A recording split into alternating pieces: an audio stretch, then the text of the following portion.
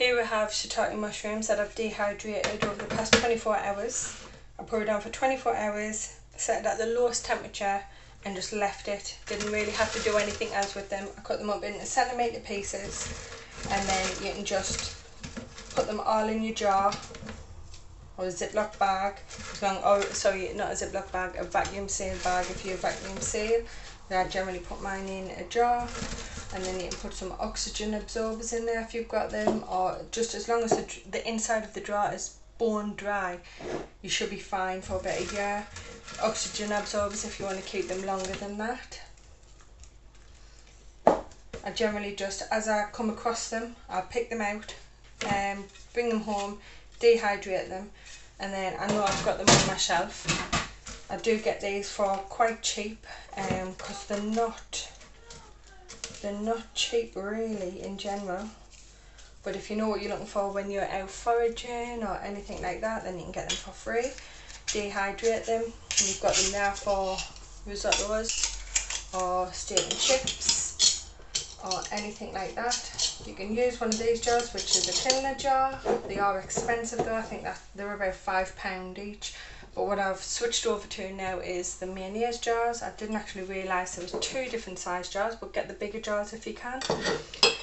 Smaller jars could come in handy for like herbs or whatever else, but if you can get the bigger jars, then that's even better. These are shiitake, these are chanterelle mushrooms. Again, if you want to use these, what you generally do is you'll put them in some hot water for about 3 hours and just let them soak. You can just take them out, use them on your like fry them up for your steak and chips. Or what I do is I'll fry them and then I'll use the water that's come out of them in the rice for the risotto that I usually make with mushrooms, and it gives the risotto just like a much more a deeper flavour. Add a stock cube and it's good to go. But again, you can get these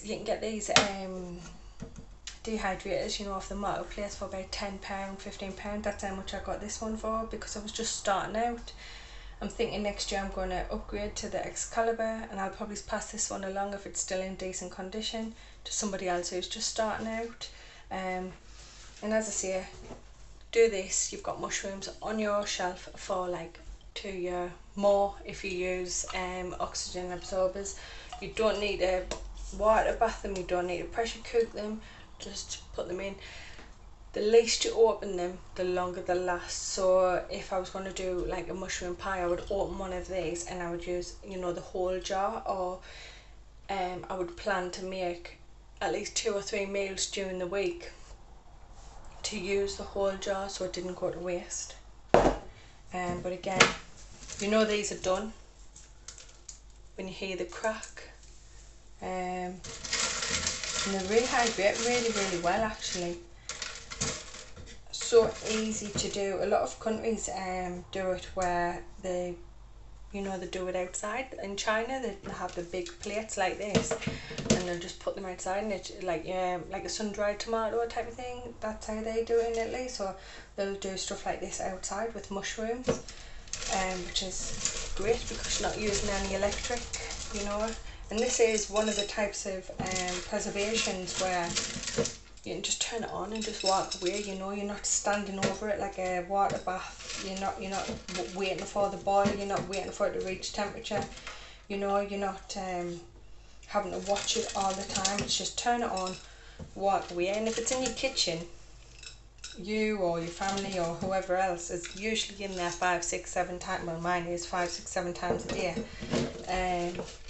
You know, just so it's always under sort of observation, you know, but not where you're actually having to stand over it all the time. Some actually do grow. This bottom part here actually isn't a dehydrating area, but some of them shrink so much in the dehydration process that it just falls through the bottom. And I mean, as long as you've either got 2 different types of mushroom that looks completely different, you'll probably be able to pick them out and separate them. But if you're not fussed, you can probably just bang them all into one jar and eat them as and when you feel like it. But again, nice and easy, low setting on your dehydrator, click it on for 24 hours and then just walk away, let them do the thing. Easy as pie.